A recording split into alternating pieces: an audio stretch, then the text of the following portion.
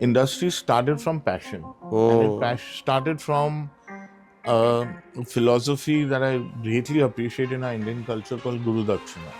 It's about giving back to the Oh. system or the education that you receive.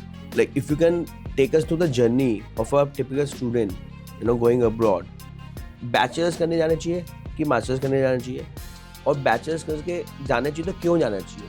A bachelor's ideally, I think, could be in India. A master's, I feel, is something everyone should try and do overseas. I really felt that way, and that's what made me start this.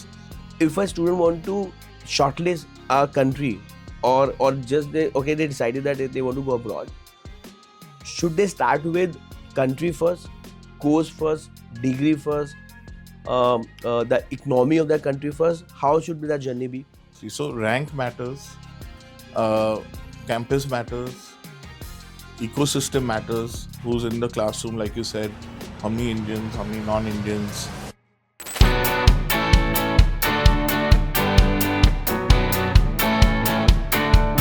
Good morning and a happy new year.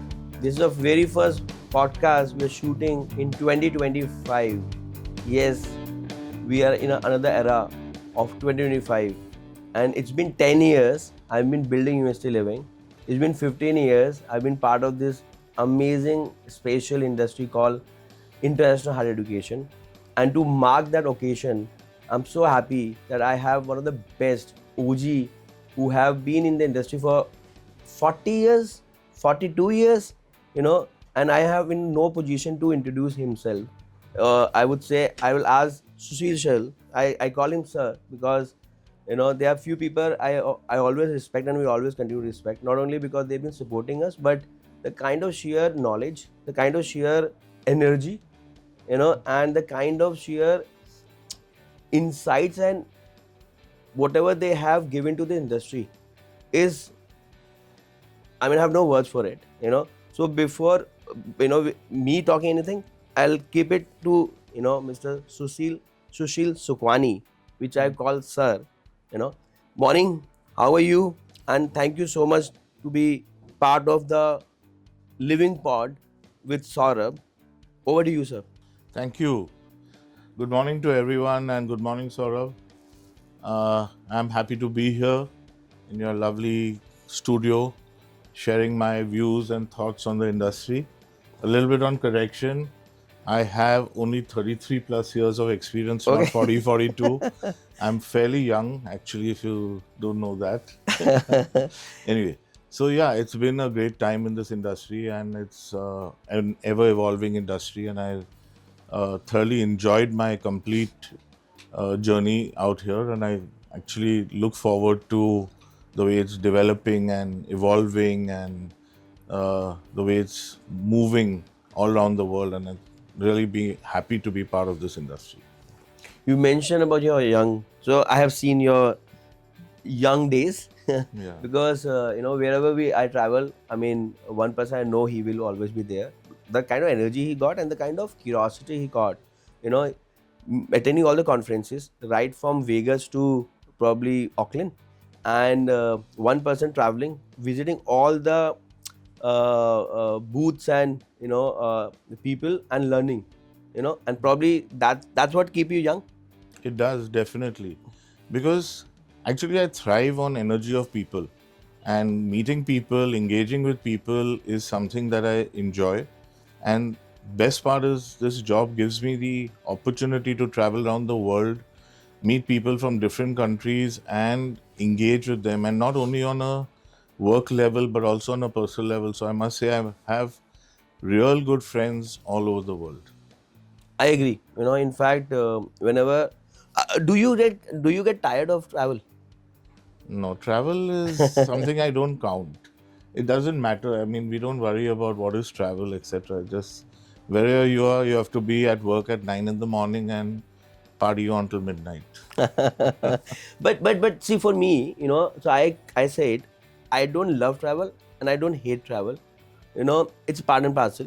There are some trips which you just enjoy, and you have so much of gratitude, like wow, what I'm doing is amazing. And there are some trips and some days when you feel like another 4 a.m. flight, another 12:30 a.m. flight in the night, you know, not able to see your kids, your partner, at time even your work gets suffer, because this is a very dynamic industry. You know, every day there's some policy, some rules, something happening.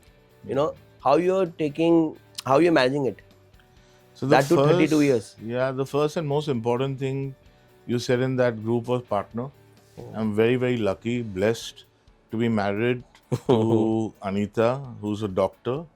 And we met before, 6 years before we did get married. So we've known each other very well, more than half our lives. And having a good supporting partner changes the game. So the kids, she's taken care of them very well. I do spend time with them as much as I can, but actually traveling is not a chore because there's one very lucky trait in my body. I can sleep anywhere and I can sleep anytime. I sleep in a 15-minute cab ride from the home to the airport. I sleep, this morning I was on a flight from Mumbai to Delhi and it was a 2-hour flight and I slept for 1 hour 55 minutes. So I've got that luck that I can sleep anywhere, anytime, train, plane, automobile, and so I get my rest. And once I've got my rest, I'm happy.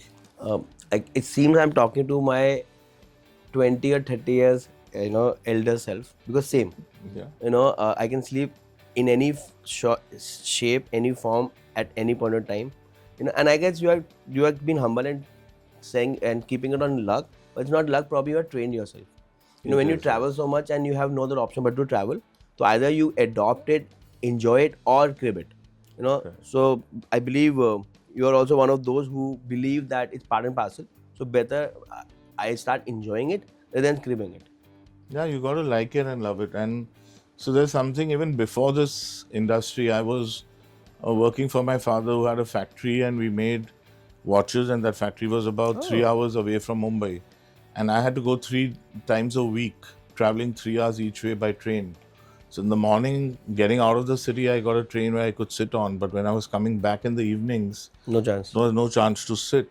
So I actually kind of trained myself to be able to, I won't call it sleep, but get rest even while I was standing. So it's all about training yourself and making your mind. You talk about watches, and you talk Wow. about father business. It seems I'm actually, it's like, the journey you have gone through, because I also come from a business family background who into manufacturing Almira, doing a good SME kind of business. But I was very clear that I don't want to join the same, or rather than me, my mother was very clear that, because I come from a family wherein, family business got a spirit and all that. Um, so is watches something you're still passion? No, not at all. Because people who talk about watches, they always talk about expensive watches. Oh. And having being a manufacturer of watches, in that era, I could make any watch at 150 rupees. Wow. And then it depends on how you did the designing to And make it look marketing, better. yeah. So watches is all about, it's actually jewelry today. Hmm. And it's about branding and it's about perception. But actually, the core mechanism of a watch, the real electronic mechanism, costs not even 50 rupees. So, But all those, self-winding and cords and automatic. I mean, why I'm asking, because I'm a watch collector. That's the only way I spurge or probably I correct, right? But as you keeping it saying, you're like, वो भी बेकार है, छोड़ दो. उसमें भी आप, there's no value to it. it's all about design, brand, and your personal satisfaction in it. And when you get down to the cost of manufacturing it, it is not significant. So it's like it's probably the clothes you wear too. The shirt is going to not cost so much more. It's more about the styling, the branding, and the It's all about the It's all narrative. about that. The Yeah. cloth's going to be the price of cloth, and the stitching is going to be the cost of stitching. So it's not going to be radically different. Right. Yes, there is these handmade Swiss watches, which the design is very unique, and the engineering on it is unique. But it depends on how much you want to spend. I used to look at a watch and say, oh, this thing will go at 100 rupees, and this thing will go at 120 rupees, and that's how the pricing was done. Why I'm asking about watches? The industry I've heard, it's still, I'm an outsider, right? I'm still not from industry. I'm not an educator. Right, but I haven't heard that, in the previous, in the heydays. I mean, we are still going through amazing days, but in the heydays, lots of universities and lots of education partners used to give Rolex to each other. Are those real stories? I've never heard of that, honestly. Okay. Never happened. And I mean, I exited the watch industry and the watch business Mm. when I started the overseas education Mm. business. That business was slowing down. We had a evolution of technology, which Mm. today we see it more often than in the past. But that's when quartz watches became, Mm. mainstay. The technology became really cheap, and so we moved from having a mechanical winding watch. It had progressed to an automatic watch. It had moved to the watches, which were those digital watches. But when the quartz watch industry came in, the Indian government didn't give Mm. licenses Mm. to us and many other small, medium Mm. organizations. So at that time, the industry in India collapsed, and we Mm. had only really speaking Titan and HMT. So that's when we exited. And I was faced with this scenario in my life where, after having worked 5 years in a manufacturing family and industry, I had to, find a new career and a new business and a new industry to get into, and that's how overseas education and advice evolved. So two questions here, and that's why I love these kind of discussion. Which is, I mean, of course, there are lots of questions. It's so-called scripted, but someone like me, I can't go through scripts and being planned. And I never thought in the morning when I was getting ready and thinking about couple of questions that I will be starting with watches. So that's the Yeah. beauty about two people talking randomly and someone who have spent enough time. Because uh, see, now no one wants to talk about and listen about gyan and technicality. It's all about how we are connecting and sharing our candid stories, which is really we are. Coming back to overseas education. From watches to overseas. Why overseas? Okay. There Why can be so overseas many other education? Yeah. industries.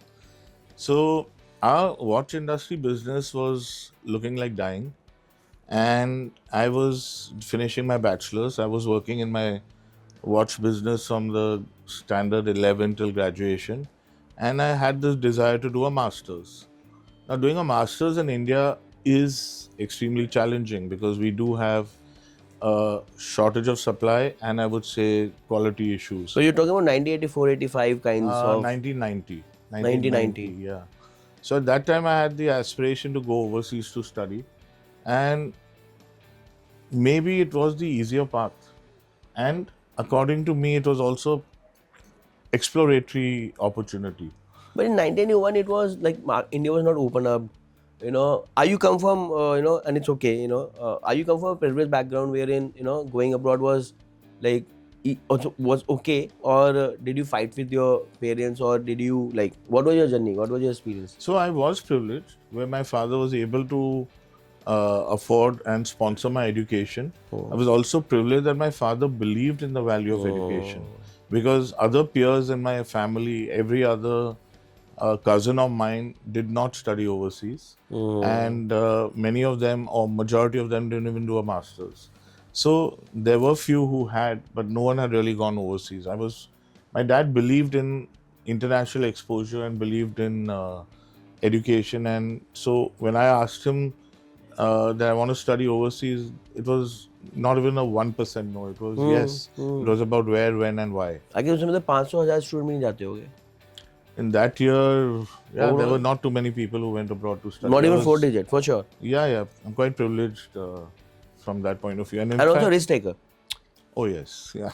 And then you went to I mean you have gone to one of the very exotic place. Why don't you share about that? Okay.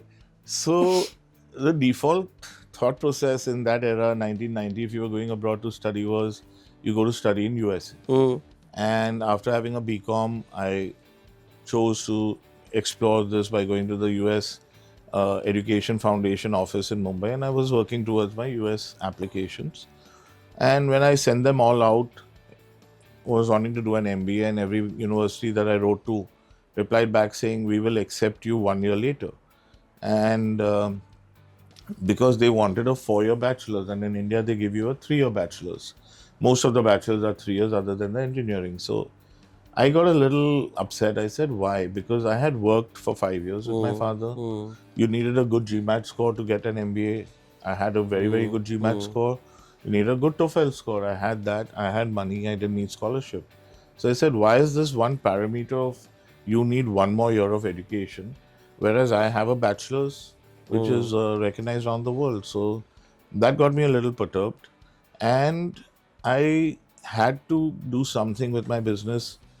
Family business was slowing down. So I needed to make a move. I needed to get something going.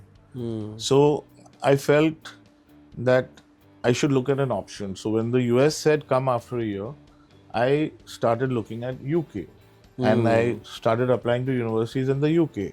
And they had some issues about our 12th grade, our high school, being equivalent to their A levels. And some of them said, oh, your 12th is not good as our A levels.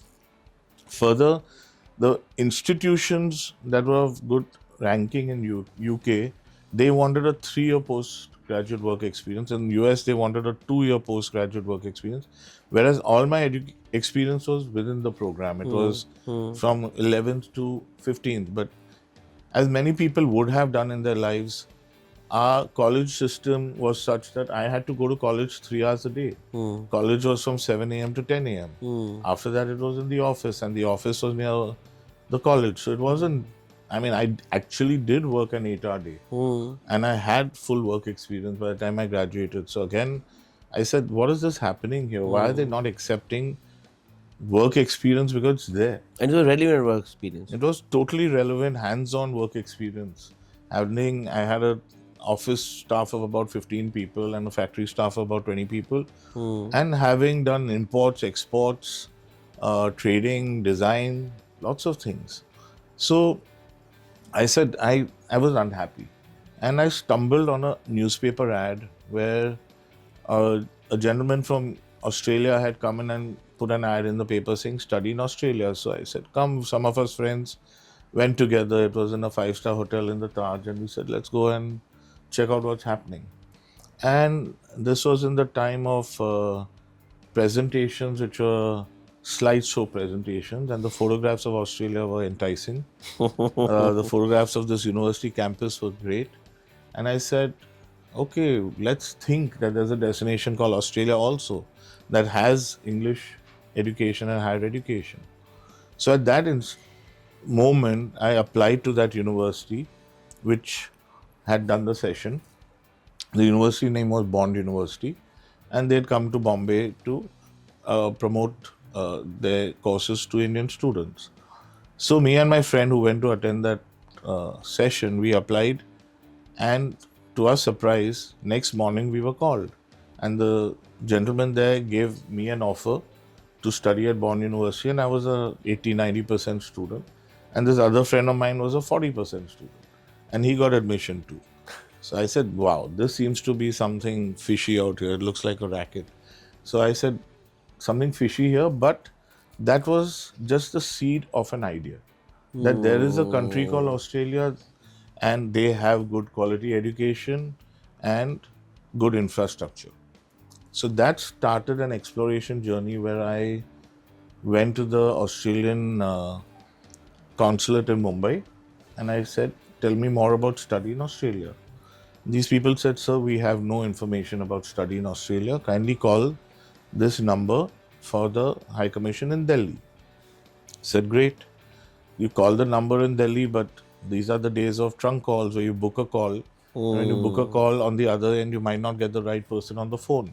So after trying that for 3 or 4 days, I gave up and I said, okay, I'll travel to Delhi. So I took a train one evening, came into the Australian High Commission in Delhi, visited them, and I asked them, tell me more about study in Australia. They said, we don't know anything about study in Australia. We only do business, visas, and trade and commerce. We don't do education. Said, wow, okay. So there was one whole day trip to Delhi, back to Mumbai. But yet, I had no other door open. The US was making me lose a year, the UK was making me lose a year, and I was not happy to give up on that time. So I went back to my father and I said, Dad, let's find out more. And we had this distant relative in Sydney who we called up and we asked him about education in Australia. And he said, I don't know anything, but if you call me tomorrow at the same time, my next door neighbor works in the government education department and I'll get her on the phone. So I called the next day. Again, we are talking trunk calls. You have to book a fixed time call.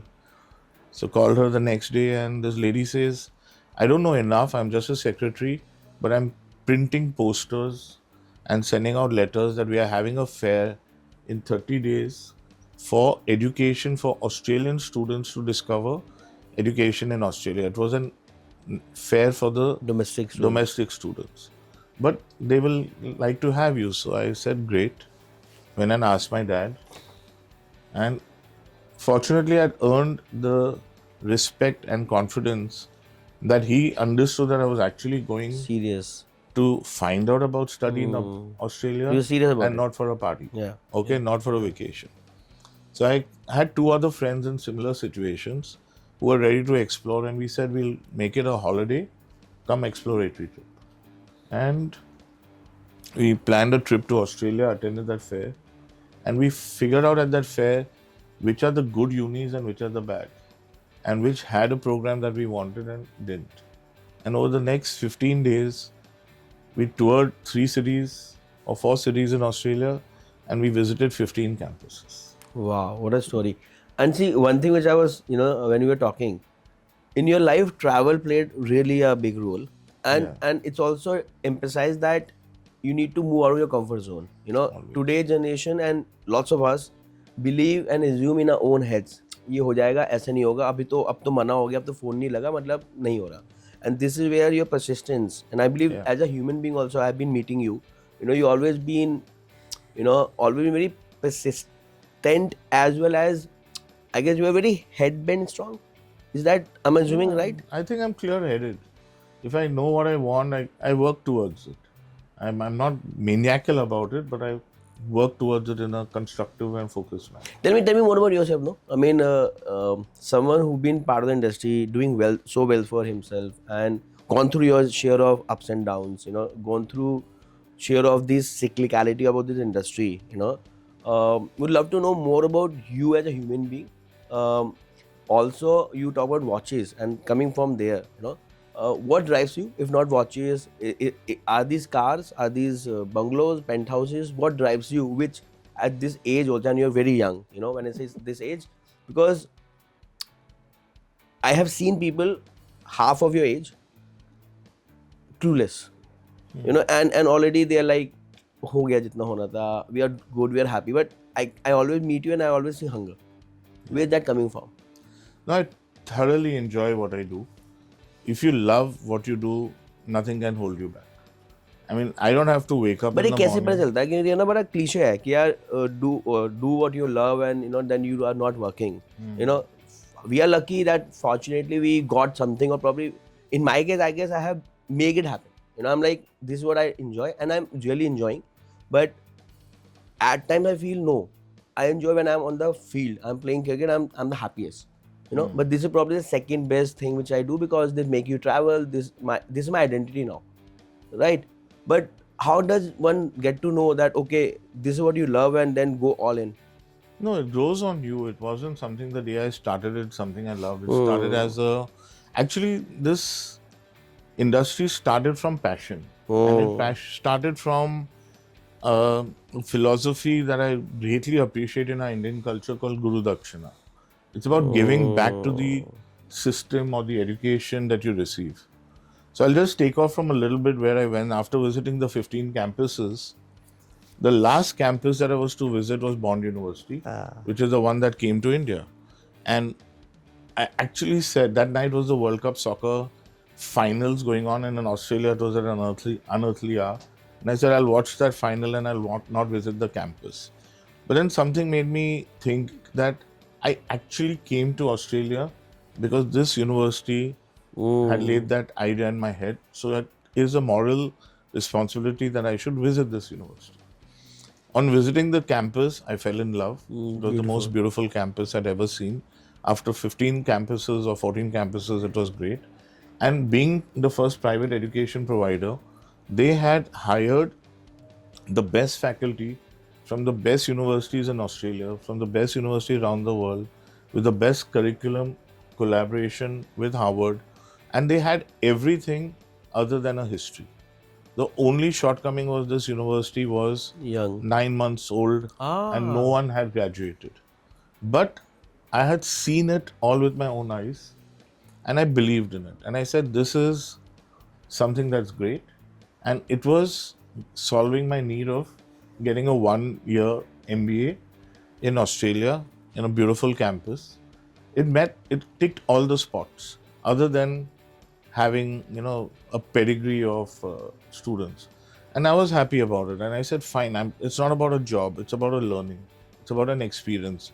It's not the ranking that matters, it's the education that matters.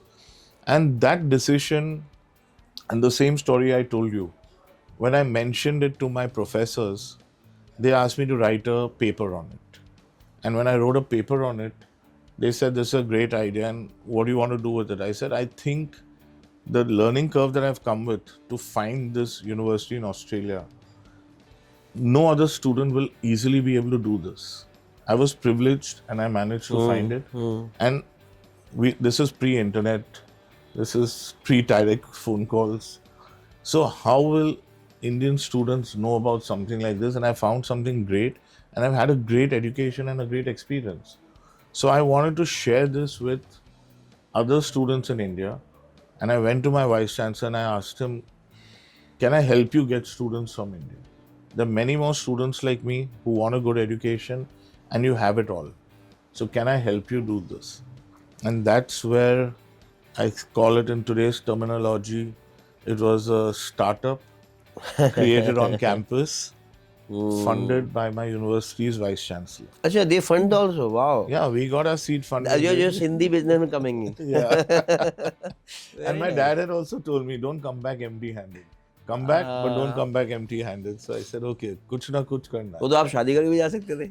No, and my wife was. अच्छा, you were already seeing some. I was already dating, and my girlfriend at that time, she was starting to be a doctor, and she is a doctor today. So when you look at a doctor moving overseas, they almost have to do the program again. Right. So I couldn't let that happen to her. And I'm also very passionate about family life, etc. So I wanted to be back home. I have this one philosophy that parents don't give birth to kids to send them away. They give birth to kids to stay with them and live with them and enjoy them. So I decided that I have to be back and live with my parents. That's very thoughtful. Very thoughtful. Very thoughtful. So you also mentioned that you have given GMAT. You have also given TOEFL. Why don't, let's say there's a student who's watching this podcast and they want to see and hear from the horse's mouth itself that how to go about preparing themselves to go abroad themselves and then come to consultant like you or anyone in the industry to probably verify, validate, or I mean, why don't you share the journey? As for me, and I am not an educator, it's an 18-month journey, ideally, but I have seen kids starting as early as standard 6 or standard 8 in India. There are kids who start in last 3 months and then they go anywhere and anyhow. What is the right journey as per you? So you got to understand whether you want to go for a bachelor's or a master's. Well, in today's era, we have students who want to go again in grade 8. So that's too early, I feel. And the earliest one can look at is going for a bachelor's program. And for a typical bachelor's program, you should be looking at 16, 18 months in advance. So you know what you need to prep up.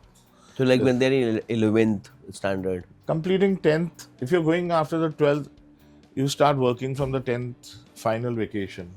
Don't lose the rhythm of study. Don't take too big a vacation. Yes, you need a breather, but get back on track. If you're looking at the US, then that's the time to start preparing for the SATs. And if you're looking at UK, you don't need to do any prep, but there's what we call a little bit of profile building. Now, when you're going for competitive universities, you want to start doing a little bit of other extracurricular activities. So it is that time to build. But that's again not for everyone. Everyone's not going to be going into these big leagues competitive industries. So it depends on what works. Now, if you're going for a master's, also about a year and a half is good if you can plan well ahead. 18 months. Yeah, but you can even manage with, That means in your second and third year, second year, yeah. mid second year.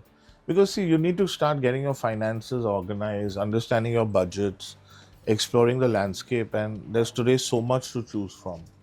We're not talking in my era, I mentioned that there was one country and two countries, there was no third country. And today we are talking about like 10, 12 countries, and and in fact, today you're dealing with what I fear a lot is too much of information. There's an information overload, and there's a risk of having too much information and you get confused. So, as you were discussing about, how, like if you can take us to the journey of a typical student, going abroad, and you talk about bachelor's should start probably 16, 18 months before, when they are preparing. That means when they're in the standard 11th, 10th and 11th starting. Similarly, if you're going for masters, second year, mid or third year starting, like 18 months early. But how to define bachelor's?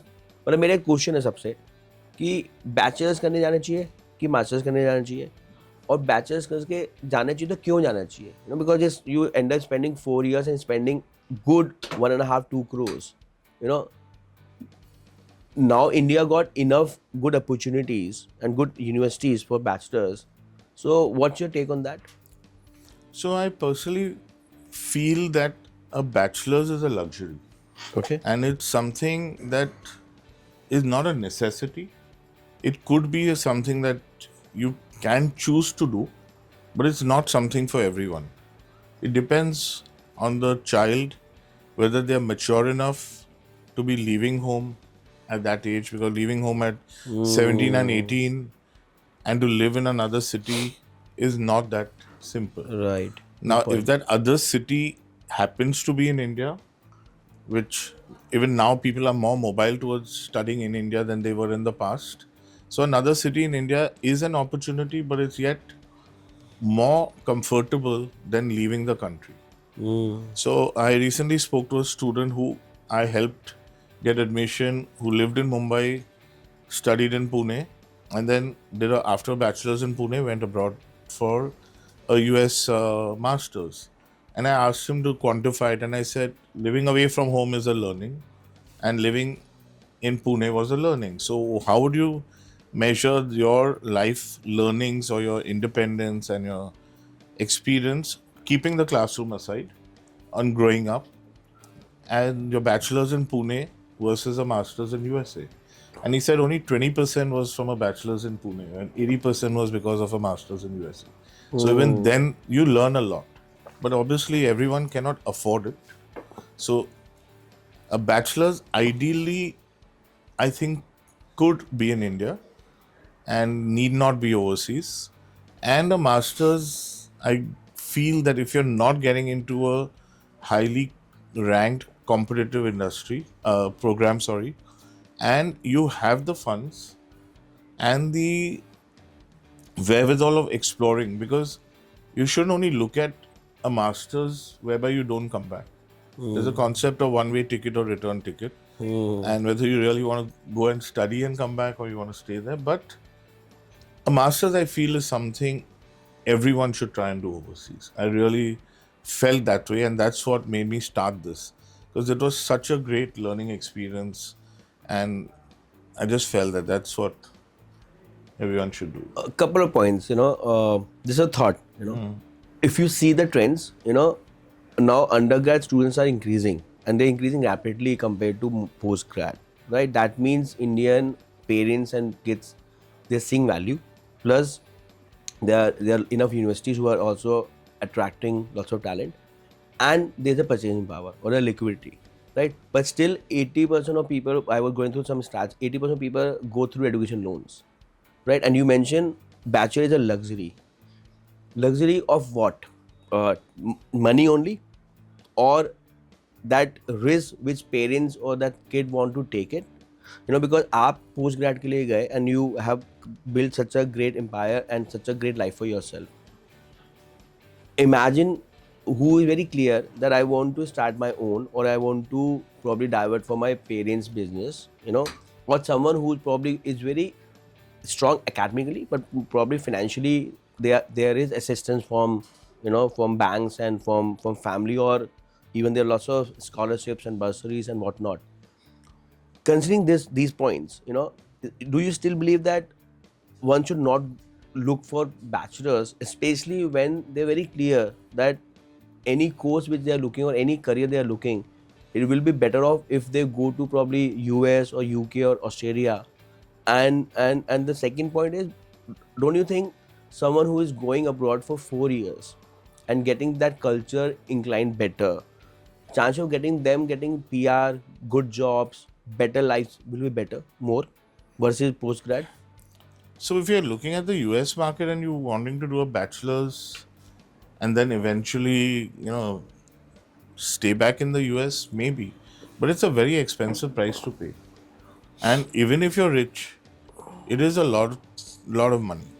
So I think when I say luxury, I say it's a great education. It's something to be sought of. But at that price, it's not everyone's cup of tea. So For sure. I don't want to be, like it's a real luxury. I mean, In simply fact, put, it's what I am being intrigued, you're in a business wherein it makes sense for you naturally to say that नहीं undergrad करना तो जाना ही चाहिए, because everyone wants to increase their markets, right? Here you are saying नहीं जाना चाहिए, या फिर if only selective people should go for that. I mean, मेरी रिस्पेक्ट बढ़ गई आपके लिए, और मैं कैमरे के लिए नहीं कर रहा या फिर आप बहुत स्मार्ट हो, या फिर आपको पता है कि लोग को जाना तो है ही, तो जितना मना करोगे ना उतना और जाएंगे. तो one of this ploy you are playing, so which one is this? no. In fact, I feel that it is a pricey objective and it is not for everyone, and it is also depending on how mature the child is, and so it's not something that should be like jana hi hai. And there's an increasing culture in India. Yes, we want to send our kid abroad after bachelor's. Nothing wrong with it. It's good. I'm telling you, the education is good. I'm saying it's just pricey. And it's not for every kid who you don't want to send them home. But ROI तो है ना. मतलब मैं जहाँ से देख रहा हूँ, मैं इंडिया में पढ़ाता हूँ, अंडरग्रेड कराता हूँ, एटलीस्ट 50 lakhs एवरेज, सब मिला के रहना जाना बाहर 50 lakhs एवरेज 4 साल. Versus let's say I go to US or Australia, I spend probably 1.5 to 3 to 4 times extra, more, right? But me, if I'm very clear that my kid, I don't want my kid to be in the same business or in the same in the same environment, and I can afford it, and then that person who are going for 4 years will also be getting more exposure, the clubs and the people around, the culture difference will be different, don't you think they will have an not even edge but super edge on their peer groups, like you did, as you mentioned, you went for your master, none of your relatives went, and I'm sure you have seen that delta, due to which you not only ask your kids to go but also started something in the same industry. So don't you think that makes sense? Does change, but at the master's level, it's a way better ROI. Okay. As the amount of money and time you spend at a master's, and whereas you get an exit to a job, a career, and immigration opportunities, at the master's it comes naturally and sequentially. Not many people in India will stop after a bachelor's. And after a bachelor's, Indian culture doesn't easily encourage you to get into a job, get into a career, and then come back and do your master's after 3-4 years. So somehow we think that education is linear. You finish off your bachelor's, go do your master's. Not everyone takes a break. Few people take a break. And if you're taking that break, when you're looking for a job in international markets, you're competing with a master's student from the same country. So if you're in London or in UK or in USA, a student graduating from a bachelor's program is competing with another Indian student graduating from a master's program. Makes sense. Because the jobs are not that much in surplus. So you got to be sure that you're in that program or in that industry that is yet going to hire you as an international bachelor's over an international or domestic Makes sense. Indian. I mean, whatever. So you got to keep that in mind. And if you don't get that, when you're taking your loans, depending on where you are, if you don't get that, it shouldn't set you back. It should be okay, big deal, come back home, and or come back and work in India for some time, or go ahead and do another program. Very So you got interesting. to have that type of vision Thought in process, mind. right. Yeah. Very interesting. See, the other day I was, I was speaking with Ashish. He used to Reading, and earlier he used to be with the LSB and all. He did his masters undergrad from UK. And again, this is a beauty, and this is one of the reason I do this podcast, because I get to pick brains of best of people, and they have their own journeys. So after speaking with them, I'm like, higher, it makes sense to go for undergrad. But what you are saying also makes sense. So it's very important that everyone should weigh around all the options, and it's very subjective. Don't, and it's very important that especially in another region, and as a someone not trying to be giving it back or gurus dakshana, I'm still learning, but someone who's in industry for 15 years and with someone who have spent 30 years plus, one thing is very clear, that it's a very individual family journey. It's not individual student journey, it's a family journey, because it can make it or break it. you know as I was mentioning, sir, before this, that one of the reason I'm doing this is not to get views and news and all that, but even if we can, one student can learn the right information and take an informed decision, I guess we are very happy, because probably we got lucky that we got the, probably you got that newspaper ad at the right time. Your parents, your father was supportive enough to send you to Australia at one time. And similarly, if through these informative sessions and podcasts and insights, if you can take the right information and then take a right informed decision, this industry will continue to thrive. Because see, in media they always that, oh, you are going to US, so many people got deported, people not getting jobs. I'm not saying those things are not facts and true, but there are so many success story.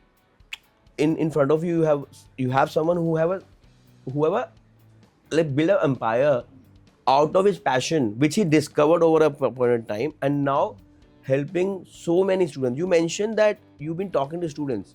Don't tell me that you still counsel students after. Why don't you tell more about advice? Okay. So fine, we came back and I completed my program in 91, and I came back, and it was literally about helping my university get good students, and that took off well, and it was very satisfying. It's gratifying when Hmm. you make people's lives, when you change their careers, when you give them a good education, and you know that they've been, they go there and they value it. So after doing that, I kept building on it and thoroughly enjoyed it. It was for the first 6 years of the company, we sent students only to Australia. And then we saw, I mean, a certain stage of visa rejections. And I learned that in my MBA, that you don't put all your eggs in one basket. And it was a smart opportunity or right moment to start looking at other markets. And from that day onwards in 96, I understood that not only do I have to diversify in India by opening more locations, but I also have to diversify overseas by opening more destinations. And that's where we started re engineering the way Edwise would roll out step by step and gradually. So today we have now, 33 years later, we managed to reach 25 Wow. offices. We have about 400 people working with us, and I think I don't know how many students I've sent. I've kind of lost count, but I know the blessings of those students is what keeps Advice going, because Wow. it's a good quality work that we've done that has kept us energetic and happy. Tell me your journey about advice, building it up. You came back, Hmm. and then like you started on your own. There were some partners, family involved. If you don't mind taking the Okay. journey of building, how one. Okay, if someone is watching this reel or a short or a podcast, and someone want to start a industry, start something new in the industry, how one should go about, or how did you go about? So on campus, when I was interacting and making my presentation, I had two friends of mine who we stayed together in the same house, both of Indian origin, and we spoke about creating this as a business. And one of them was Ravi Lochan Singh, who's also an industry veteran, and another one was Shiv. Now, Shiv promptly got a job in Singapore and backed out of the project. And Ravi and I said, okay, we'll see this project through. So Ravi and I came back and we started this in a partnership, but it was more of a collaborative partnership rather than I mean, we didn't sit out of one balance sheet or one entity, but we started two parallel entities which would work in sync because we were in an Very era interesting. where communication was tough. Right. We had to, I mean, Right. fax was just about there. Telex was affordable, fax was too expensive, phone calls were not easy, no internet yet. So we Wow. divided the country into two parts, west and south for me, and north and east for Ravi, and we started this. Well, apart from Ravi, my father had the vision to support me, gave me the capital and the guidance and the office space. So that got me started. And a few years later, my younger brother had studied abroad. So then, because we believe now in international education by that time, so he came back from overseas and then he got married, and then his wife got into the business, and so that he also got in eventually. And then now that we became a team of four people, we started building And this this was in together. 1990? So came back in 91, started in 91. 97 is when we started. In 96, my brother and his wife joined in, and about 97, we started looking at UK. Probably once we got the hang that this is the way we need to do it, about 98, 99, we started New Zealand, then we started Singapore. The year 2000, we started focusing on the US market and Canada market. And then we learned that every few years the world changes, or Hmm. I mean, we need to build. Even building each market destination was one at a time. It wasn't about, okay, I'll start sending to 6 countries Hmm. suddenly. It was about picking up one destination, doing it thoroughly, doing it correctly, building a vertical in the company, and then, moving it piece by piece.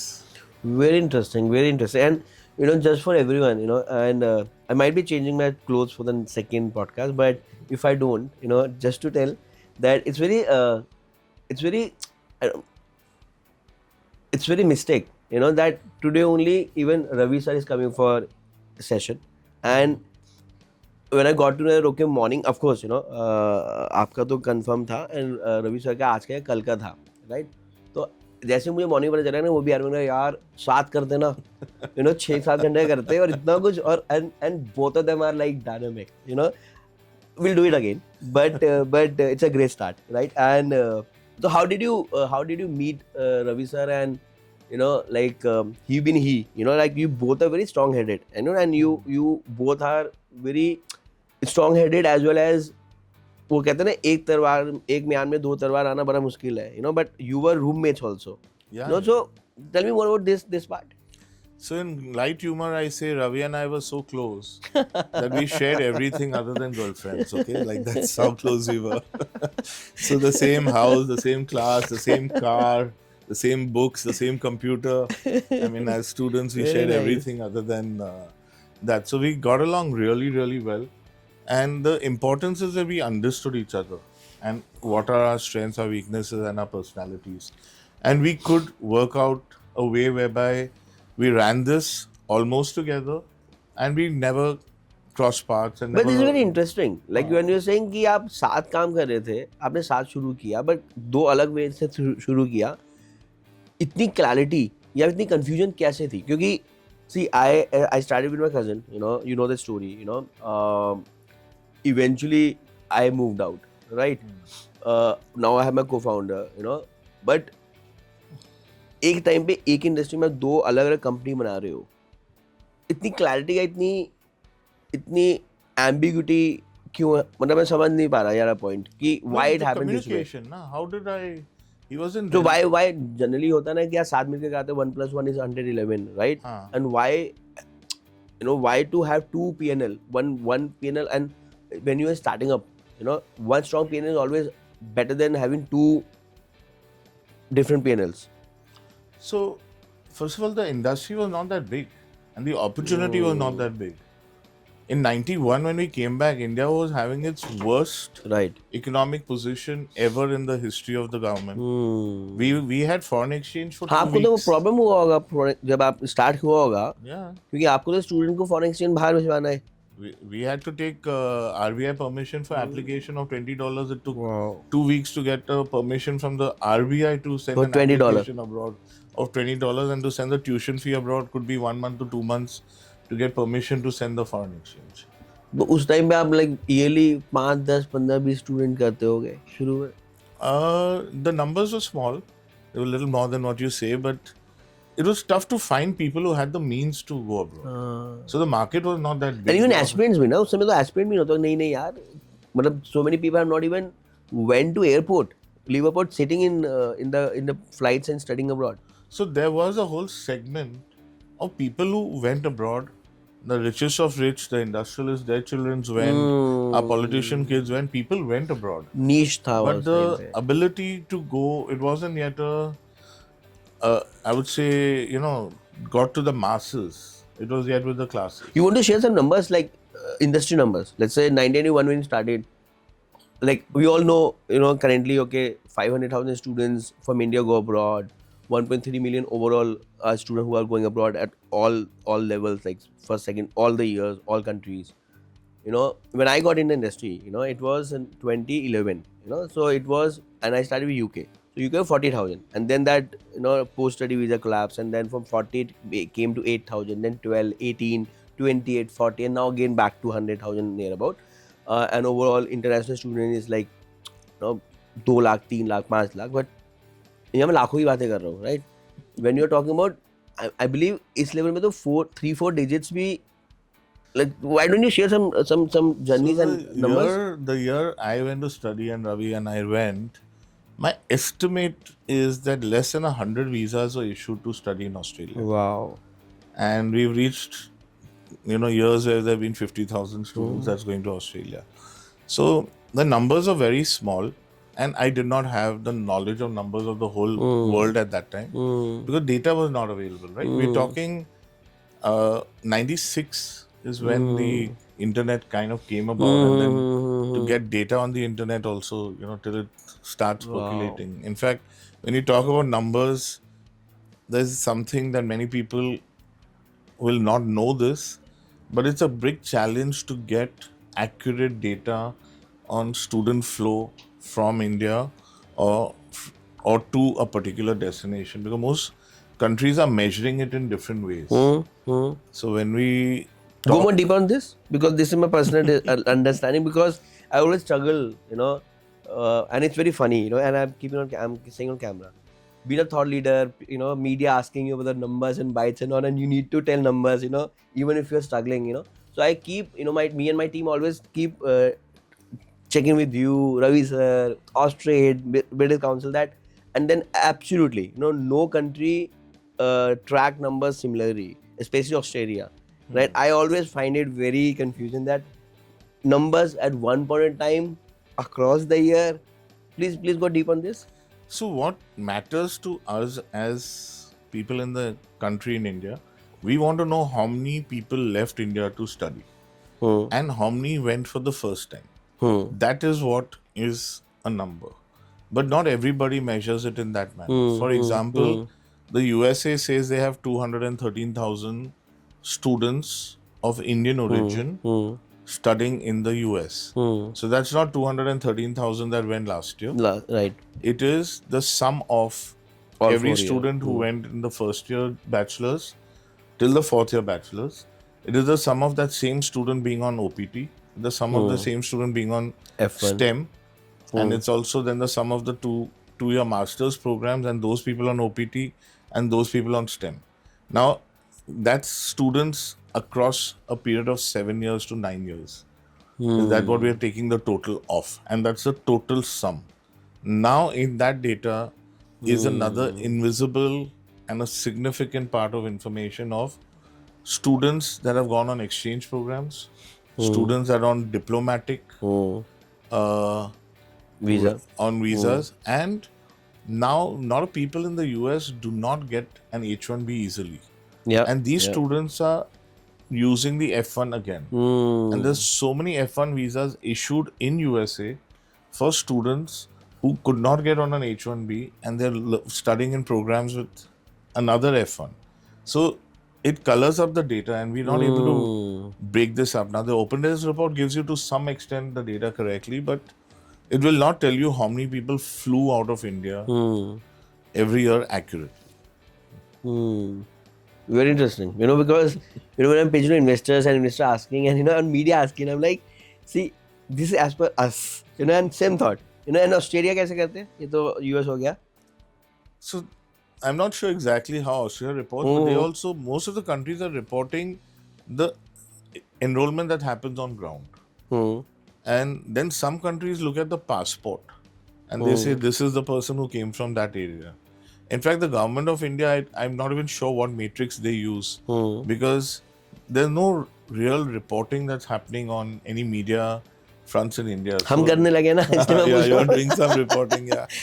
So we ideally would need this data to come from the consulates of these countries that will give us that we issued so many visas to first-time students in India. That could be the only real authentic source. Now, the UK and the US, and they kind of mention this data, but I somehow feel that the data is not perfectly it's still in the accurate. process. Yeah. In fact, I see this opportunity, and I don't want to get into, like, I'm not trying to become IIE or he sort of the word, but because for us it's very important, that see, as a business, it's not a very high margin business, it's a volume business. So for us to go deeper in any country or add any destination, we need to ensure that how many students have gone fresh.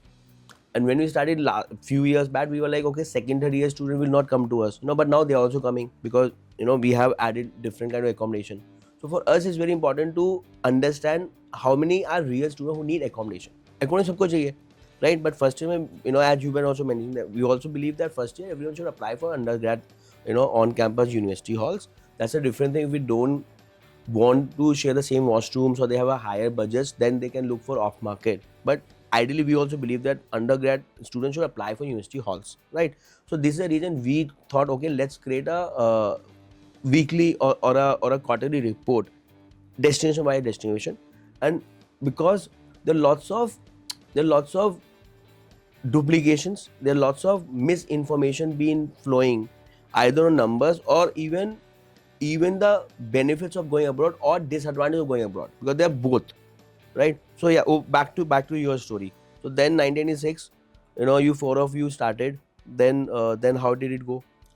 So we kept building till the year 2000. It was building destinations, verticals, and then so 96 onwards, the Indian economy started picking up a bit. Our stock markets picked up, and the communication and information levels of the internet started happening a little more. We reached the year 2000, and there was a great growth in the industry with the Y2K. A lot of students or people were getting jobs in US and all over the world because we had the computer manpower. So in fact, I was also running a parallel business along with this, which was computer training. And 91 till the year 2000, actually,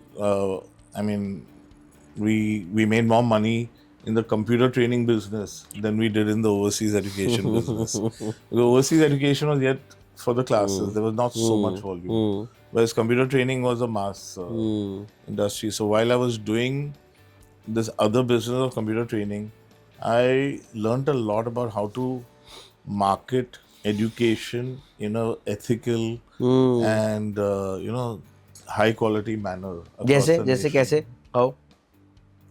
So because we had to enroll students for classes, and we had to use all types of marketing tools, whether it was the press or it was the radio or it was visiting schools, colleges, seminars, and flyers, lampposts, signboards, everything. And one of the things I did was I started putting up umbrellas outside every college. That's very yeah. And in fact, till date, if I go to any college, if I remember, मैं DU में पढ़ा था undergrad, तो वो and that was master, in fact, that's a good way we can pick again. anyone who is giving a chole bhature या फिर that kulcha and all, and it been covered by Advice. Amazing. Continue, please continue. And also, I would like to understand how this Advice as a logo and name came Come up with. about. Yeah. Okay. So when I started off with Bond University and I was getting my first check for recruiting students, and there was a issue. What the government of India needed a license to receive foreign exchange, Okay. and I had a parallel business which we made watches in a brand name called Nivea, Okay. and we also had a business in that Nivea where my father and I, we were exporting merchandise products. So I had a license which was known as an import export number and an import export license. And only if you had that license could you get foreign exchange into India. Right. So we got the check in the name of Nivea. So my company was called Nivea International. And we ran that company running smooth. The year 96, we got a website. We were one of the first people to make a website starting in 96. By 98, I had a very active website. Very nice. And the website was called niveainternational.com. Now there's this German company called Nivea, which didn't have a problem, but in the year 2000, when they realized that they had the domain nivea.com, they had the domain niveaindia.com, they had the domain niveagermany.com, they realized they didn't have the domain niveainternational.com. So they sued us. And when they sued us, these matters are fought over the internet in panels or groups or judges that sit in Switzerland and in Canada. So we got through the first level. In Switzerland, we won the case. Went to the second level in Canada, we won the case. So because we were not squatters, we were actual business running from the year to 1991. They sent us a notice because in the Indian courts, they managed to find a way to make us stop using it with immediate effect. So when we got to that moment, we had been in business for about 9 years, sending students abroad with a brand name Nivea International, and we had to reinvent ourselves. So we sat down as a family, we put our heads down and we said, let's rebrand it because we had to, we had no choice. And when we got down to that, we said, okay, let's see what we do. And what we do was advise people. And we came across the word Edwise, education and wisdom. And we put that together and we started. In fact, I even started writing a column after that called Advice from Edwise in the local newspapers. And that column ran for about 10 years in the Education Times. And that's how the brand got a chance. Not many of people get a chance to rebrand themselves. And when it came an opportunity to rebrand, I think we did it smartly and well. And we started with that name. And यहाँ पे Ravi sir अपना global reach start कर चुके थे. Global Reach was the same name he had in 91. अच्छा, he started with global Yeah, reach. Global Reach was in 91. And mine was called Nivea International. And then we went into this Edwise. When we went into Edwise, we kept the tail international because it came from Nivea International. And we followed the same logo. So the logo, the way the number of characters are there, the hat on top of it, we kept that in synergy so that there could be branding. So Very effectively, I had studied marketing. I had done, and in fact, very few people have done this, but I studied services marketing in my MBA as a specialty. And these are some things that I learned well and practiced them. Very interesting, very interesting. And this is the beauty about building businesses. That even after 9 years, you are working on your assistants, right? You are renaming your baby. Wow. I've gone through this journey, right? I started with Neurologists and started again in 2015 with University Living with theuniversityliving.com because उसमें पैसे नहीं होते थे, अभी भी नहीं है, उसमें तो बिल्कुल नहीं होते थे. तो वो दा मिल रहा था सस्ते में, तो दा लगाया. फिर जैसे ही हमने पहला राउंड रेस किया तो हमने कहा पहले universityliving.com पकड़ो, जितना भी ले सकते ले लो. But amazing. So coming back, you were talking about different destination coming in, and and also you mentioned about diversifying yourself, right? So when you realize, okay, Australia, their visa getting rejected or probably getting a bit more stringent. So you added with UK, then you added Australia probably. You know, currently, I guess with last year 40 plus election been fought in different countries, and in my little understanding or my little knowledge on journey of 15 years is every 3 to 4 years there will be cyclicality, right?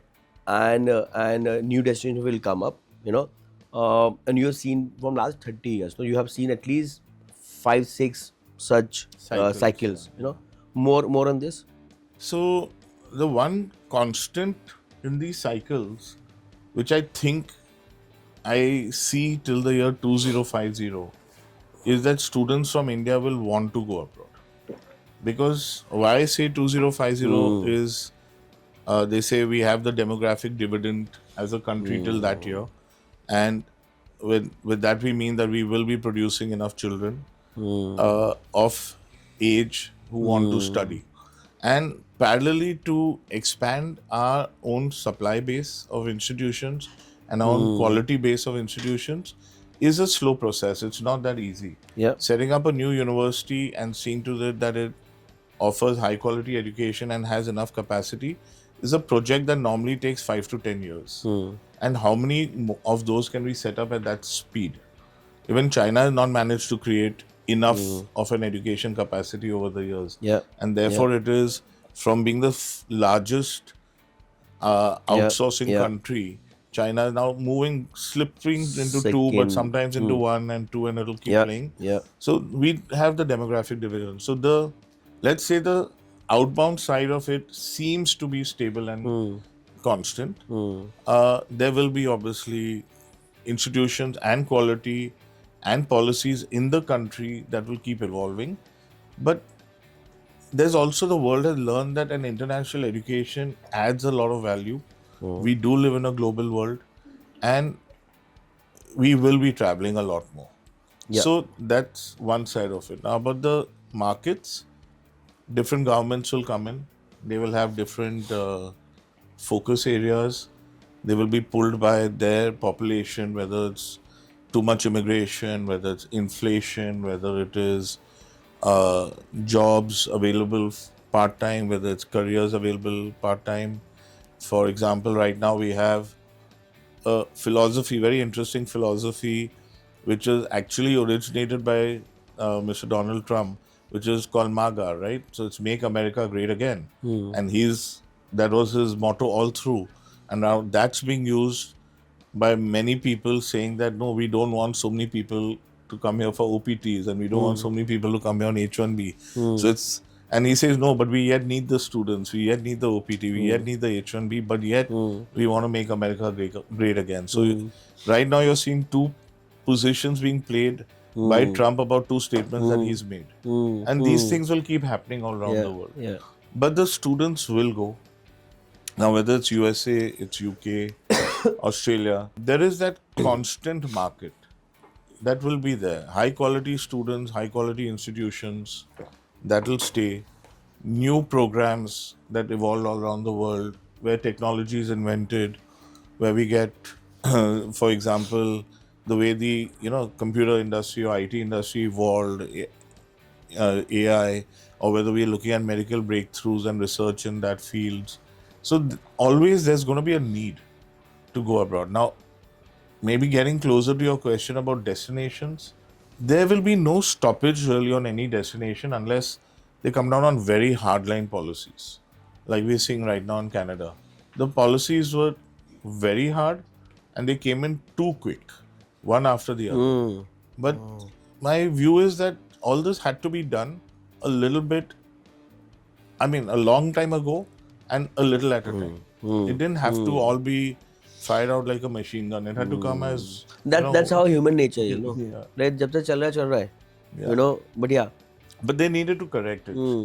So all these countries should learn and watch from each other. Australia has gone through a big boom and a bust. UK has gone through a boom and bust. Canada. Canada has also gone through a boom and bust. But what you must observe is these are smaller economies. Hmm. And when too many students get in, there's stress created on the economy, on the population, on the inflation, on the housing capacity, on the, everything.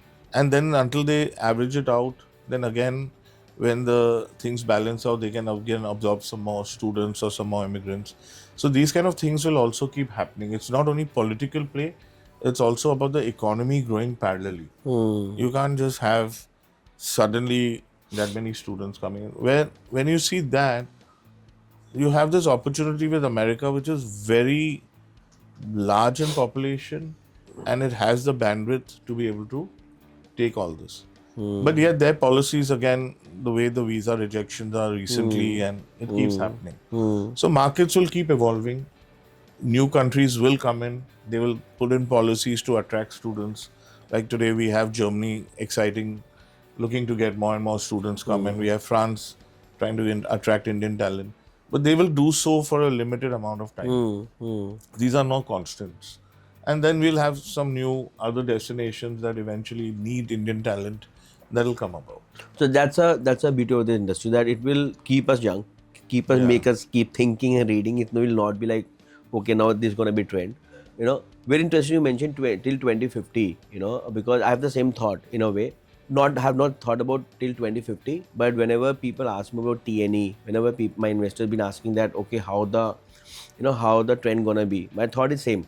That see, in India there are 40 million students who need to do their undergrad, postgrad every year. Even with the progressive government like this, even with IITs, IIMs coming in every second tier city, still we need more than 1,500 universities to absorb them. And as you mentioned, every university need at least 5 to 10 years to go through that curve. So at least in near future and another 2 decades, we are not seeing studying abroad getting slowed down. And then China is a perfect example of that. Coming back to TNE, what's your view on TNE? With so many universities trying to open here, last night I was talking to someone in Pakistan, and I was shocked and very excited to know that there are 12,000 students who are studying in TNE in Pakistan itself. So, what's your view on TNE in India? So TNE, sometimes I question the definition of it. Okay, so let's say, I guess what you're trying to talk about is foreign universities setting up campuses in India. Right. Okay, because that's not only part of TNE, it's also Right, agree.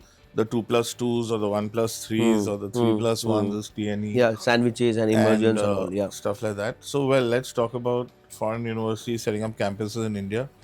We have had constraints with our government policies on allowing education to be considered as a business. And in Indian thought process, education is most often not considered right if it is for profit. We believe that education should be That's such a gray area, no? Yeah. I mean, you want to have tax and GSTs, but you don't want to define it as a business. Yeah. But back to it. Yeah. So the Indian policies on allowing foreign institutions to come in and run it as a business needs to yet be cleaned up a bit. So therefore, we've had to put up campuses in GIFT City where it can be run as for profit. And GIFT City also isolates it from the other regulations in India, because we have these three large government bodies that overlap in the education sector. We have University Grants Commission, we have AICTE, and then we have I think Association of Universities. So these are the three bodies whereby they all effectively report to the Ministry of HRD, but they yet have some of their own objectives and ways they function. So because of which there needs to be a common board and a common policy yet ironed out, which unfortunately is not that clear. So it will keep coming in, institutions will keep coming in, yet they will also take that much time to create capacity. And it also depends at what price point they come. Because the demand that you talk about is not at the highest of price points. Right. We need to create supply at lower price points. And then our government has this philosophy of reservation. And that's another challenge that we deal with in our philosophy about education, and reservation and not-for-profit. So put all that together, there will be an evolution in the TNE space. But it will not be something that will kill the the need to go abroad. And again, when you're studying in India, as I said earlier in the conversation, you're yet going to get 20% of that experience of living in India. You're yet maybe getting a better professor, better curriculum, but you're not being exposed to living abroad. I greatly feel that when you study abroad, your 50% of your learning comes outside the classroom. Only Totally. 50% comes from the classroom. And even in the classroom, it depends who's in the classroom. How many Indians are there and how many other international students are there. And then the curriculum in the classroom and on the Totally. campus. So there's so much that comes to Factors. the... In fact, same. Just to voice your thought that if you're going abroad, please don't try to stay with only Indians and go because other Indians are going in the same city or the same university, right? That's a sin. If you're spending 50 lakhs, 200,000 rupees or 2 crores, just don't go where all Indians are going. Don't go just because other friends are going. It's always good to have some of your friends around and have a best of both worlds, but just don't blindly going that, okay, if someone is going to UK, I also want to go to you. If your elder brother have gone to Australia, you need to only go to Australia. In fact, so there are so many new destinations like Singapore, Dubai, South Asia, Malaysia, and all, where people are attracting Indian students. Apart from your traditional European new countries like Finland and Nordics and Scandinavian countries. I mean, the word is nostalgia. Just like, in fact, perfect example, because I was not that uh, privileged enough and also smart enough, or courageous enough to push my parents to let me go abroad in my undergrad or even my postgrad. Because I'm an exchange program guy. Even if when people say that I'm an alumni of UK or this and that, I'm like, technically no. I went for like 6 weeks and helped me create whatever little we have created. So imagine the opportunity you guys have. Coming back to it, you mentioned that you got attracted by campus, then probably scenic and beauty and country. But if a student want to shortlist a country, or just they decided that they want to go abroad, should they start with country first, course first, degree first, the economy of that country first? How should that journey be? Okay. So I'll just correct, I wasn't attracted only by campus or country. That was the timing. One of the because reason. they didn't give. And the program that I picked and the university I picked had faculty come from another university, and that other university was ranked in the top 20 in the world. So the academics and the program was a top ranked university. So rank matters, campus matters, ecosystem matters, who's in the classroom, like you said, how many Indians, how many non-Indians. Even if they're Indians, are they all from the same city and state? We don't want students only from one part of India. Even India has many countries. Right. I mean, the way we live and eat and our cultures and our religion and our dress, all parts of India, there's so much variety to even learn from us, not only from out. So now it is a spreadsheet, and it's an Excel spreadsheet, and you can put the name of the institution, you can put the ranking, you can put the country, Good way. you can put the fees, and you need to put the cost of living, the post-study work, the opportunity for career, the scholarship, the rank of the university, the speciality of the faculty, and you put it all there. And most people will not put weather. Most people will not put whether it's an urban campus or rural campus. Living expenses. People might not put the number of students per class, number of students on campus, and sports facilities. Some people want grounds and some people don't. Wow.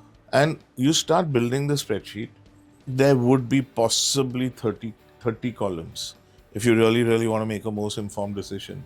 मुझे तो एक product मिल गया है आई वो आपने नहीं बनाया हुआ है नहीं मैं नहीं आ रहा एडमिशन में, बहुत क्लियर हूँ और रिकॉर्ड करूँ मैं एडमिशन में आ रहा हूँ, बट हाँ इंडस्ट्री में तो मैं हर चीज करूँगा some way probably see we are more tech and content, that's my are what we believe in and that's our little capabilities. But अगर किसी ने प्रोडक्ट नहीं बनाया हुआ तो ये तो बहुत बड़ा प्रोडक्ट है ना. एक्सेल बनाओ, उसको फिर आप कोड कर दो and people can get a score out of it. Okay, so right now we're on camera and I should be getting some copyright We'll do for it that. together ना sir. Some copyright. मैं करो आप equity लो, आप copyright की बात कर रहे हो. You know, आप Done. सिंधी हो, मैं भी तो पंजाबी हूँ. No, but it's a great thing. Yeah, and it yeah. is something to It's be a great sought. feature. But the challenge that I was coming to, this is a spreadsheet, Hmm. and it is the individual student and the family supporter, but it really has to come from the student.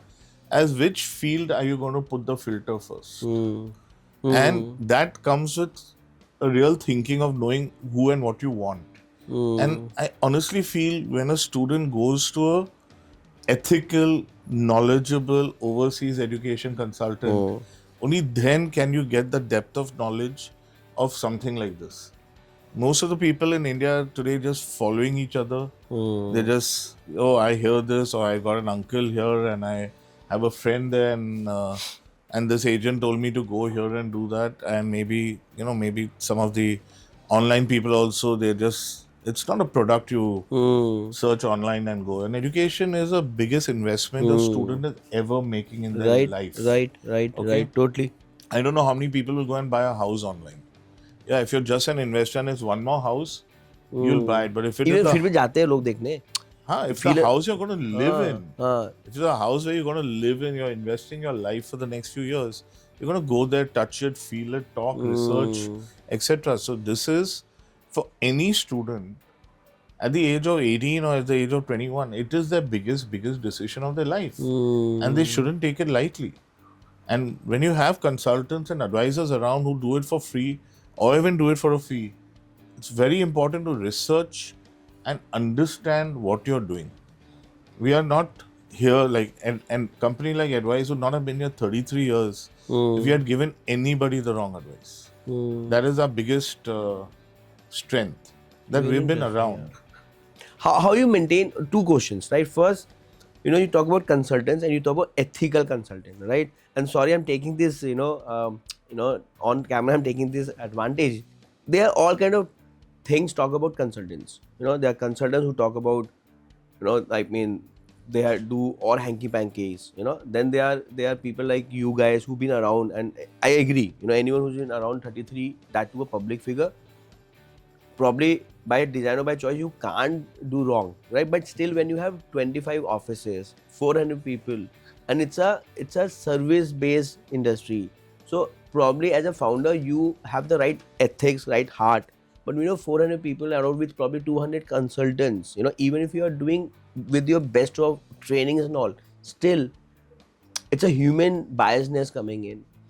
I tell you for my example, we, in one of the reason University Living don't want to get admission, and the way we are built up is a marketplace wherein we don't want to push one country or one accommodation partner or one city or a country, because we believe we are here to give informed decision, information, and when we give in the right information, student can take, or we can help them take an informed decision. Similarly, when your counselors, even with your best of intent, there must be cases or there must be a situation when intentionally or unintentionally people couldn't able to guide students correctly.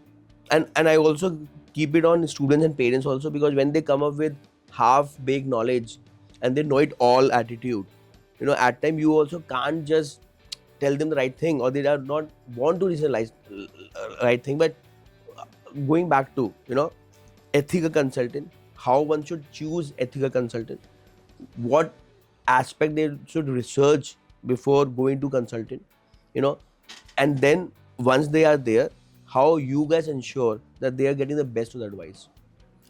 So, picking a consultant is important. Now, do you want someone to do all your paperwork? Do you want someone to help you select? What are you looking for? Let's figure out. Do you want to pick the country? Do you want to pick the course? Do you want to pick the institution? Ideally, students today should even figure out what program they want to do. There's not enough effort being put by students and parents to select the right subject. So at Edwise, we have a program on selecting on career guidance, that what is the right aptitude, personality, ability, skills that you have, and what should you study. That should actually be the first spot, but not many people get into that. And it's an insignificant part of my operations, but I think it is one of the most critical parts where a person should study what they want to study. Thereafter, figure out destination, program, course, and multiple other things. Now, about finding a consultant, yes, word of mouth is important. You should do credibility checks, whether they have the industry certifications and those kind of recognitions. Because today we are in a world of over information. It's not the one who puts maximum ads on social media or is highly present on Google searches that matters. And you should go around and shop around.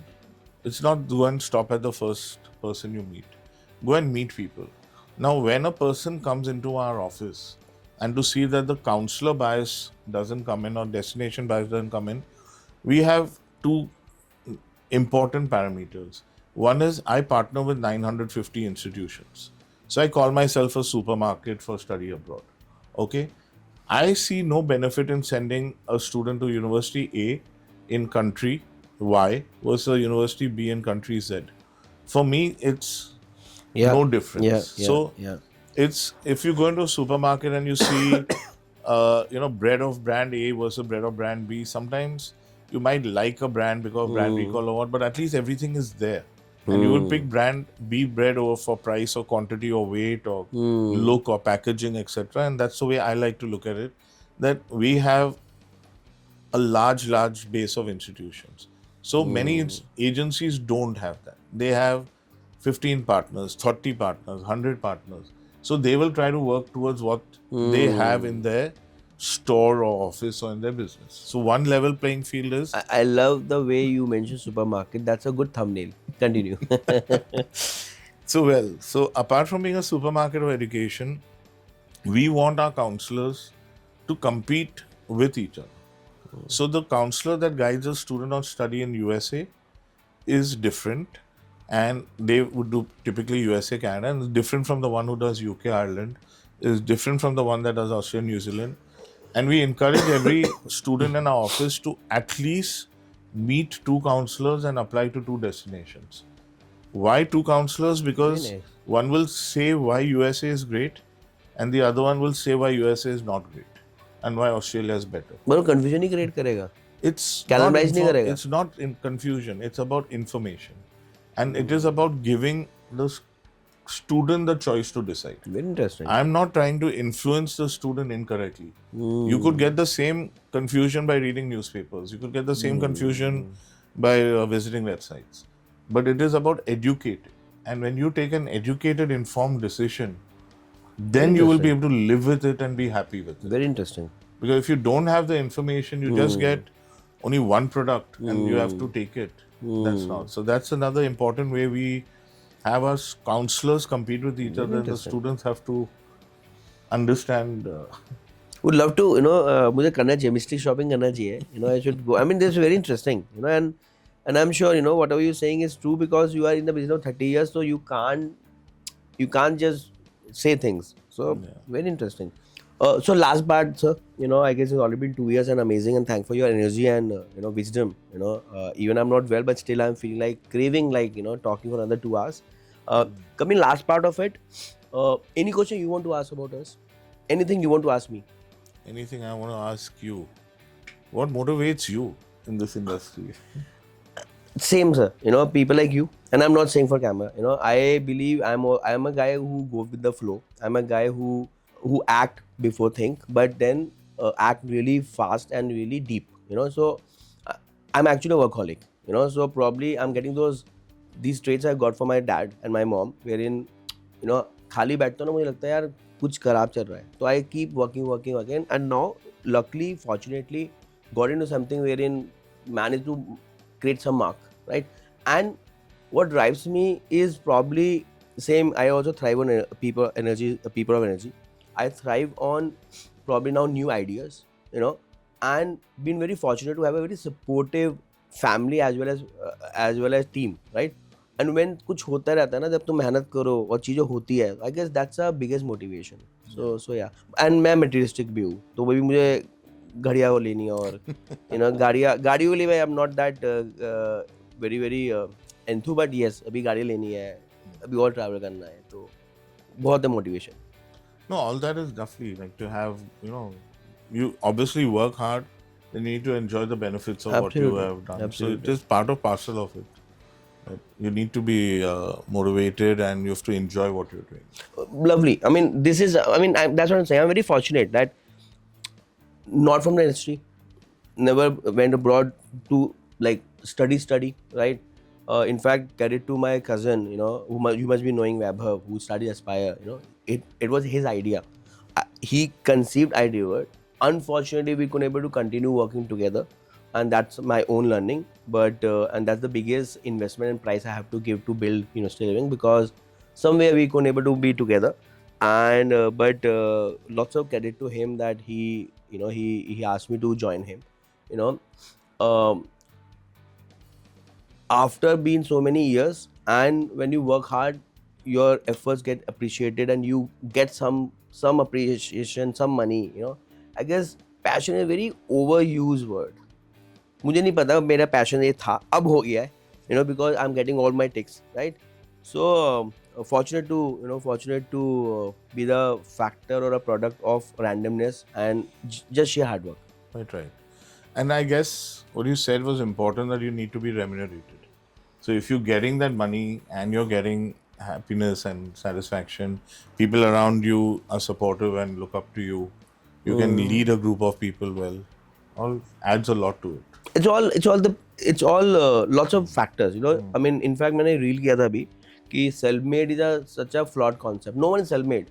If your dad would have not supported you, if your wife, your family, your kids will not able to support you, no one is a self-made. It's a very flawed concept. But anyways, in India and mostly in media, hero worship and that sells. So probably that's the reason. Coming back to it, you mentioned about housing. And be into housing. How can I let you go without getting a testimonial or good thing about housing? But now back to it, because before we were shooting, you mentioned that you have philosophy on housing, which you recommend to your students. Would love you to share with our audience and thought about it.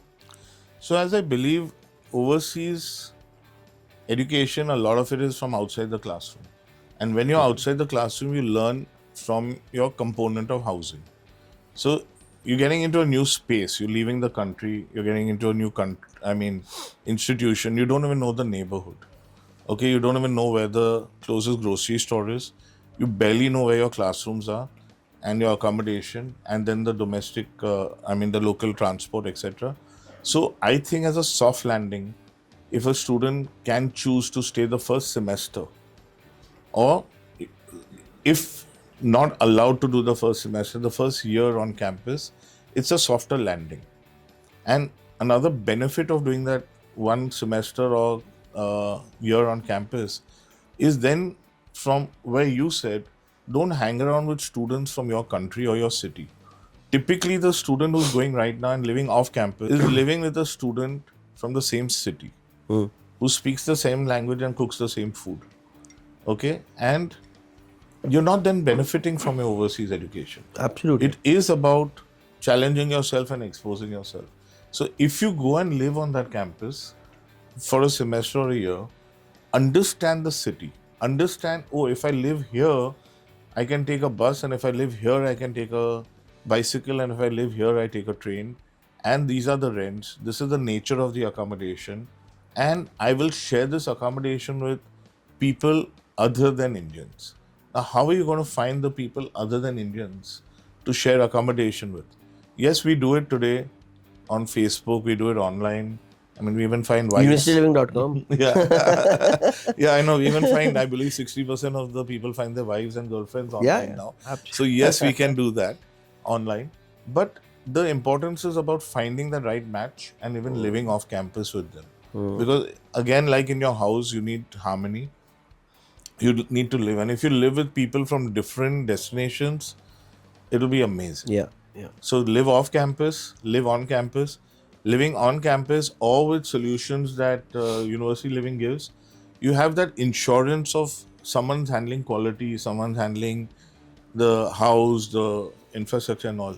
But I think there's a fun and a learning and disruption that, I will find my own landlord and I'll figure out how to pay the rent, and I'll figure out how that contract works, and I'll see what happens. And all that is learning. Right. So you got to challenge yourself and do both. Absolutely. In fact, one of the reason University Living we start, and we learn a lot from you guys, because see, as you mentioned, you are supermarket of strong. Similar, we say we are a global market, which is the only platform which provide premium and budgeted, short term and long term with the same thought process. Because we also don't want to tell anyone that, oh, don't stay on campus. If you're getting it, please do stay. Unfortunately, if you're a postgrad student, you're not guaranteed accommodation, then you need to look out, unfortunately. But even in that case, आपने जो भी बोला, ये बात हमें ही पता, आपको ही पता, मोस्टली सबको पता होगा, right? But still Indian student फिर भी लेट बुक करते हैं, क्यों ऐसा क्यों होता है? Why they start late? It is the last big piece of the challenge. But it's 25% of overall spend they are spending. I understand, but अगर visa नहीं मिले तो what do I do with my house? But there's no visa, no pay. I understand, but students don't like to do that. They don't even like to do it with the flight ticket. They don't do it with anything. I mean, no service. But is it lack of awareness? Is it lack of monetary incentive with the industry? Because मेरा तो western interest है, right? तो मैं तो बोलूँगा कि start early करो, and then कोई भी आप मुझे जो भी पॉइंट बोलो मैं उसका काउंटर दूंगा, right? But irrespective, still lots of education partners, lots of universities, lots of parents are still waiting for the last minute. Is it Indian culture or is it what? Okay, let's measure the journey. So first you're picking the destination, then we are picking the institution, and you really know your institution how much before? 6 months before? Not Something even that. like that. Yeah. 6 months, 4 months. Yeah. Depends. Then you need to prepare your visa papers, and you're not too sure about visa. But say once you finalize your institution and program, only then can you go on to accommodation. Okay? I want to highlight something which you missed, and that's a very important part on accommodation. More than 50% of the institutions don't even have campus accommodation. So what are we talking about campus? Absolutely. We're looking at, okay, maybe PBSAs near campus. 50% में आपने मुझे अब full toss दिया तो मैं छक्का मारता हूँ, right? There are only 1 out of 6 students who get university halls across. 1 out of 6, which is 16%. Yeah. Right? हमने जो reports करी उसका एक और region में भी था कि ऑस्ट्रेलिया में, there were only 54,000 beds on campus across 42 universities. There are 1.5 million students, international and domestic, out of which 4.5 lakhs are international students. उसमें 56 are Indian students. What are we talking? There are no beds. There are no beds. And still Indian and international students start late. मेरा तो purpose ही podcast का सबका ये है कि यार, I'm not saying कि मैं कह रहा हूँ इसलिए सच है, but numbers are like that. There is demand and supply imbalance. You are spending 30%, 20 to 30% of your overspend on accommodation. As you mentioned, 50-60% of overall your learnings happen off campus. You find your business partners, your soulmates, your crushes and girlfriends on and off campus. Then why are you waiting for so late for accommodation? And every time I get to hear that visa. But if you're going to UK, 98% of your visa is success. If you're going to Australia, it's 70-80%, and that too, if you're going through good consultants, it's 100%, right? You guys claim 95-100%. Then why on the earth people are not booking accommodation early? I'm not saying book through me, but start early. And I'm not saying only stay off campus, but at least have an option apart from university halls. The people, they take it for granted. It's like मिल जाए. आप लेने दे रहे हो. आप लेने दे रहे हो. No, because you guys can not only influence but inform, and you are, with all due respect. In fact, I still remember when in COVID you called up. I'm like, okay, validation मिल रहा है, accommodation जो भी हम कर रहे हैं. If Sushil sir is calling, Ravi sir has supported us, everyone is now working with us. Industry have woken up that okay, accommodation is important. I do understand not a very high margin game, it's a volume game, and there are lots of nuances wherein you need to get your hands dirty and कुछ खराब होता है because product नहीं है. So there is a repercussion, but then that's there with admission also. That's there with finances also. But yeah, sorry, I get passionate about this. This is my passion. So I don't need to say it. When anyone who say that accommodation and like visa, I'm like, wait, let's talk numbers. But over to you. Sorry if I over. So people don't get scared with that. I'll get bad accommodation. They're not afraid of it. They're not intelligent about the pricing influence that it can have between early and late. So we've now learned that okay, airline tickets you book late, it'll be expensive, and hotels you book late, it'll be expensive. The market's not yet learned that you book housing late, it'll get expensive. They've not learned that if you book housing late, you lose the good stuff. And it's about educating the marketplace, which I mean, you have done that at our offices and trained my staff, and I drive my people to get that done early. But I think also then people are waiting, oh, और कौन जा रहा है? Let's share it. There's so many, small Factors. excuses. I would say not factors also. More excuses that people are building along the way. And it's about building that knowledge and trying to explain it to people. Maybe even having now been in the industry for some time, you can get your senior students communicating that down the channel. Like, we went through this and it was such a smart decision. We did it early rather than do it late. No, we have seen the adoption. I mean, with all due respect, having 500 people team, officer or across, so I wouldn't take all the credit. All the other people together, we have definitely make people realize that they need to start early. And in fact, now at time it's it's other way around, that people start coming to us in September, January for next year, where even the prices are not opened up or even the supply is not come. So that's a good problem to have, and definitely it has started, but it has to adopt even still on masses. And all credit to you guys, people who have build up and given us opportunity to talk about this, and infrastructure to train your counselors and to talk to your students and parents. So it's coming well, but it's still long way to go as a industry and as a segment of overseas education. No, but what you've done is you've made a game changer in the industry. And because we, as the people who help students study abroad, we didn't have that solution. We didn't have it. I mean, I struggled to get accommodation for students, and we left it as a problem that the university needs to deal with. There were few purposeful student accommodation players around, but not enough. They didn't have a portfolio of supply. They didn't have a bandwidth. They didn't have price points. They didn't have short term, long term, like you're telling us. And we didn't have all that. So you have created that product that we needed. So it's a very important thing that you've brought in there. It's now about getting everybody in the industry to figure out how important it is to do it right and early. Thank you so much. And this is the reason we are doing podcast. It's not about me or University Living. It's about like the way you've been OGs, and you've been you have been so gracefully building this industry that even if there are other partners, let's talk the right thing, and let's be long-term player rather than just cyclical players, because those will come and go, and that's where the ethical consultants or anyone who is trying to create value over a long term will continue to grow, right? And as you mentioned, in fact, coming on housing, the challenge we face, which is genuine challenge from visa is a genuine challenge. It's basically going to Canada now or to Australia now, when even best of the students are still getting delayed for their visas. That's a genuine problem. But if anyone will go deeper, that's where no visa, no pay comes. That means if you're not getting a visa, you don't need to pay. Even if you pay your deposits, it will be refunded. And in the worst scenario, let's say if you are not able to refund your deposit, it's like air tickets.